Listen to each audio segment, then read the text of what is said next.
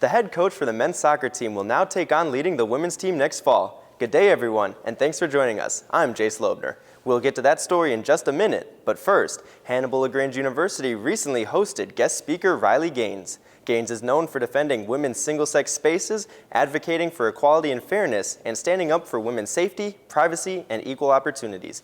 She spoke to a sold-out crowd in Parker Theater. Here's that story. Hannibal LaGrange University recently hosted a speaker fighting for women's rights in sports.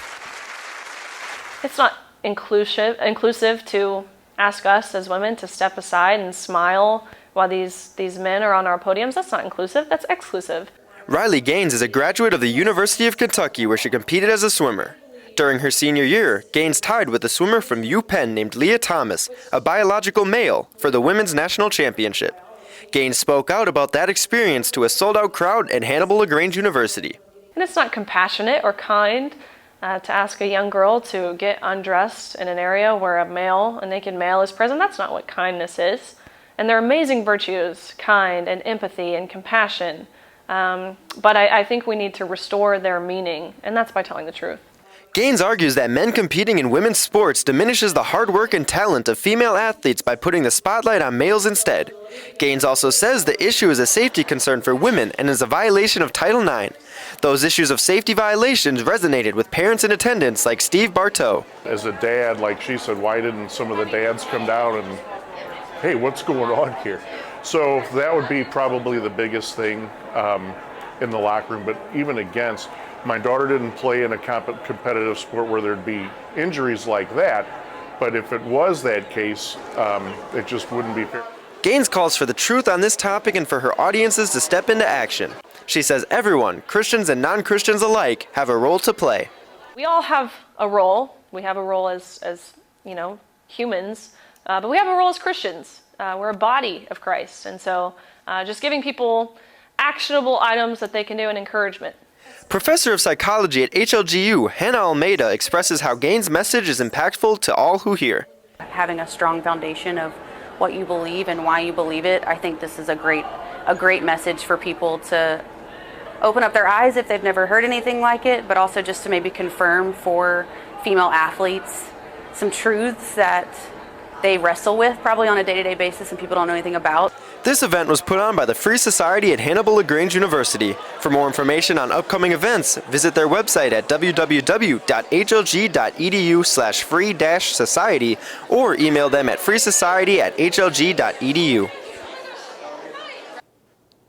Earlier in the day, Gaines sat down with all of the female athletes at Hannibal LaGrange University for a question and answer session in the loft. Student athletes from women's basketball, volleyball, softball, track and field, and cross country were all in attendance. With more on that story, here's Cole Arndorfer. Former 12-time All-American swimmer and women's rights advocate Riley Gaines sat down Wednesday afternoon for an exclusive Q&A session with female student athletes at Hannibal LaGrange University. The event allowed the student athletes to speak to Gaines up close and personal. The student athletes asked questions about her experience competing against a transgender swimmer, why she is speaking out, and how to protect women's sports. Gaines says that the opportunity to talk to a large group of all-female athletes was unique to her. So the opportunity to do that and to inspire and empower these young girls, that's exactly why I do what I do, and I've taken the stand that I've taken. For some, like HLGU softball athlete Peyton Sipe, the topics were brand new. These topics always felt like so far away to me in my personal experience because I've never dealt with anything like it before. But then like having her there, having her answer my questions and everything was just an unbelievable experience. But for others, like HLGU softball pitcher Sierra Adkins, the issues were personal.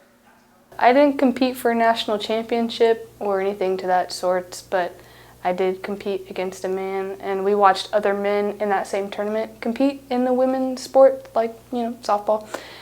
And it's just not what it should be. It's a women's sport, not a man and women's sport. Gaines says that many times the ones that should be protecting the female athletes are not stepping up to help them. She says it's time to start being proactive instead of reactive. Being proactive, that's what this whole, spreading awareness, that's what it's about. so people don't wait until they're directly impacted by this movement to take a stand. One way to be proactive, Gaines explains, is through civil discourse and discussion with people who have differing opinions. Gaines says her stance is not anti-trans, but instead pro-women's sports. HLGU volleyball and track athlete Layla Horn says at the end of the day, they have to keep fighting to protect women's sports. I don't think these issues are going away anytime soon. I think they're going to be around for a while, but like Riley said, we have to keep fighting and we have to stand up for what we believe in. To learn more about Riley Gaines, you can visit her website at RileyGainesCenter.org. Reporting in Hannibal for Newsbeat, I'm Cole Armdorfer. Moving now to some news related to the HLGU women's soccer team. As you may know, the women's program is in a rebuilding phase. After 2 years of waiting, Hannibal LaGrange University is building back with their women's soccer team with the help from none other than men's soccer coach Lucas Almeida. The undertaking of coaching 2 teams may sound difficult for some, but for Coach Almeida, he says he's excited to coach both the men's and women's teams at HLGU. When I came here, I had a vision for the men's program, and part of the vision included the community, the school, and growth. And now with this opportunity to do on the women's side, I'm very, very excited to take both and try to build that program. Coach Almeida says he will be using a strong team of graduate assistants and assistant coaches to help him balance his role as both men's and women's coach for next season. In basketball, Hannibal LaGrange University's men's and women's basketball recently hosted the University of Health Science and Pharmacy Eutectics. The women played the American Midwest Conference matchup first, a game that quickly turned into a dogfight. The Trojans held the lead for most of the game, but the Eutectics came back to tie it as time expired. UHSP proved to be too much in overtime, and the game ended 66-59 in favor of the Eutectics. Ashlyn Vermeer led the Trojan offense with 25 points. The men's game went more favorably for the Trojans. HLGU took the lead early and held it throughout the game. 20 points from Jansen Floto and 16 from Malachi Munoz propelled the Trojans into their second conference victory and the 5th overall.